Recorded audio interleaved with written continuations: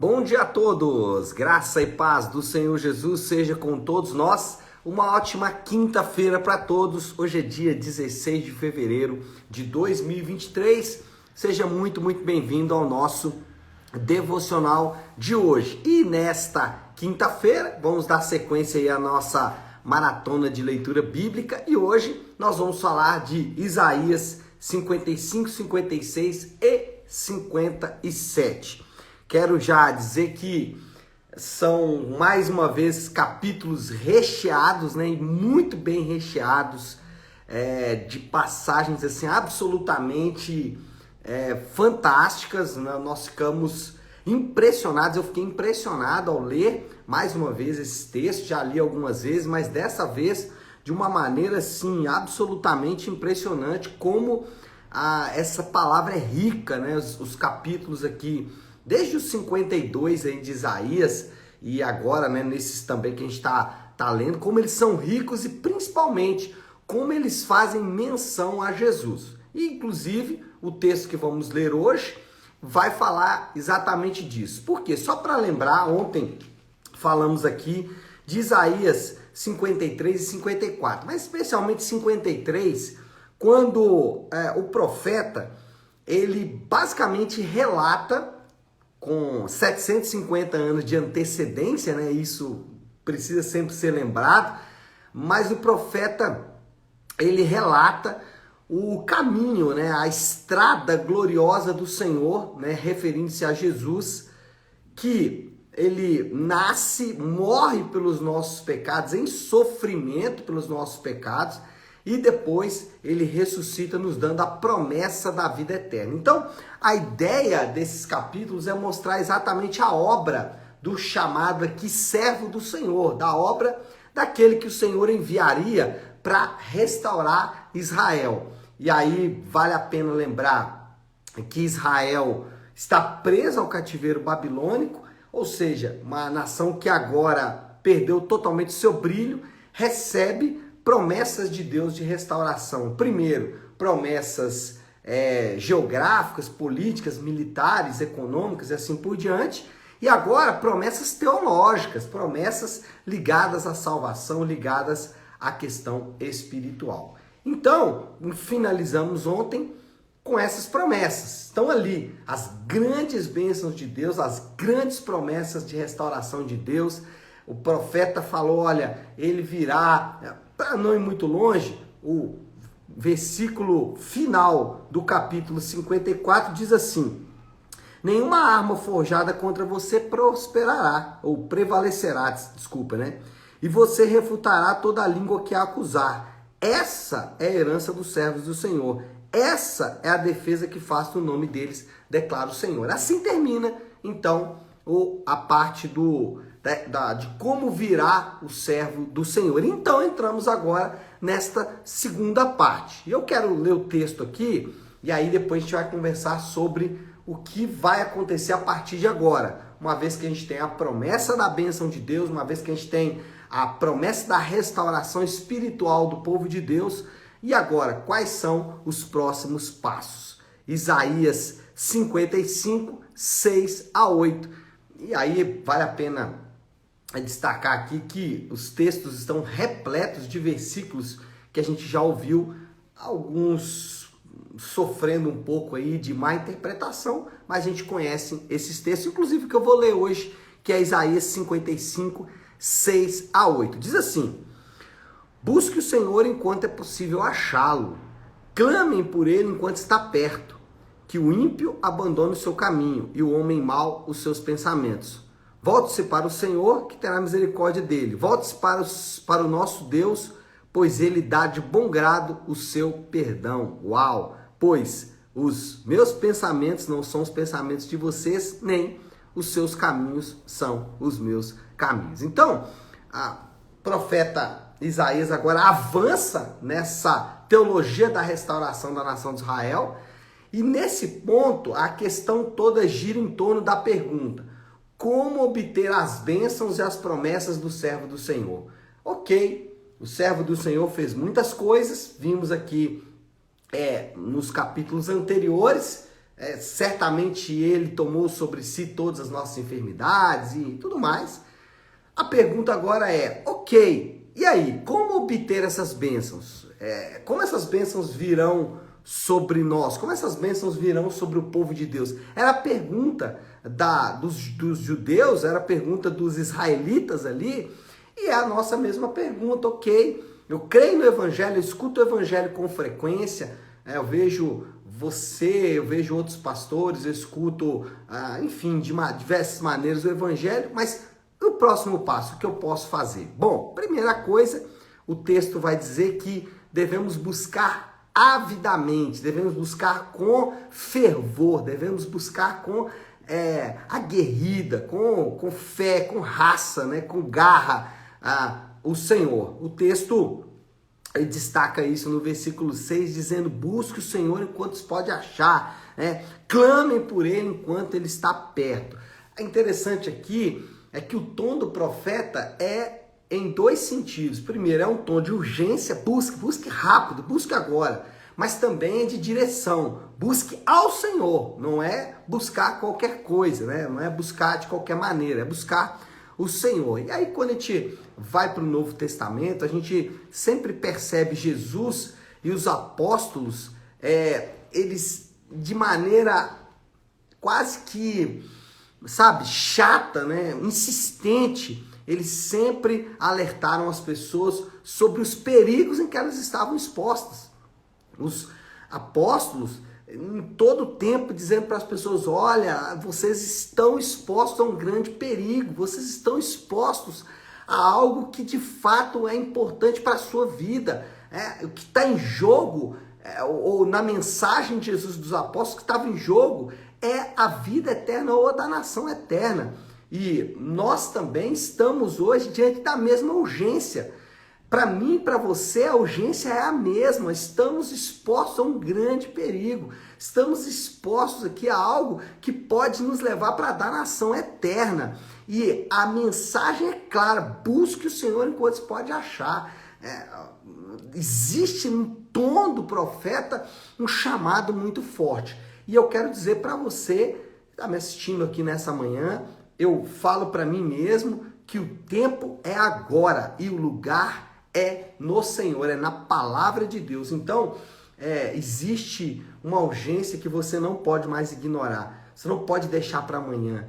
Você precisa dar os próximos passos agora. Você não pode mais procrastinar. Você não pode deixar isso para daqui a pouco. Você não pode falar, vai ser depois do almoço, vai ser daqui 1 hora. Não, é agora. O momento é esse. É esse o exato momento. E a pessoa certa é o Senhor. Não há como mais adiarmos a decisão de buscar o Senhor. Se fizermos isso, nós correremos um grande e perigoso risco.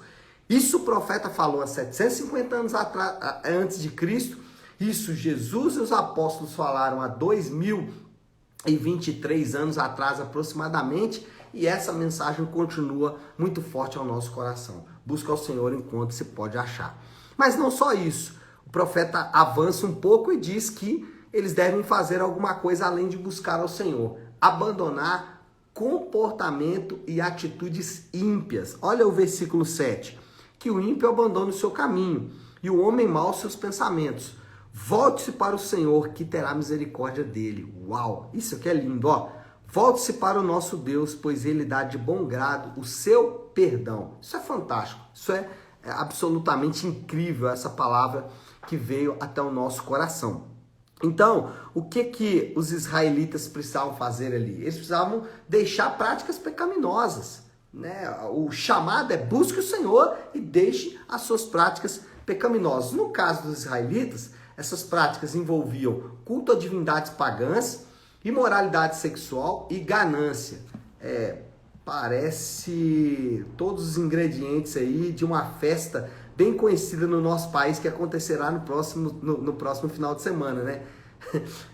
Culto a divindades pagãs, imoralidade sexual e ganância. Era o pecado de Israel, é o nosso pecado, continua aí, continuamos tendo que lidar com essas coisas, lamentavelmente.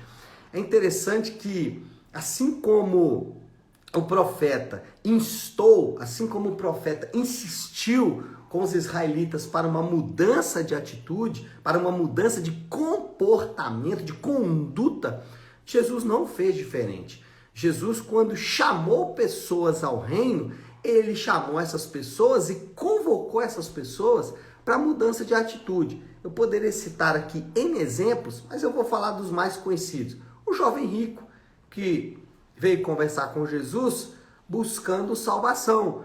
E, óbvio, encontrou essa salvação, mas também encontrou um chamado à mudança de atitude, um chamado à mudança de comportamento.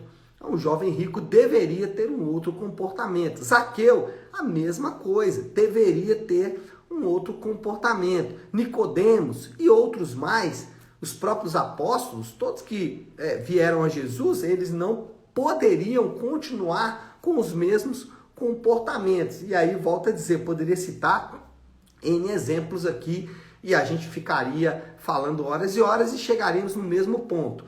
Não há como obter as grandes bênçãos de Deus a parte da conversão.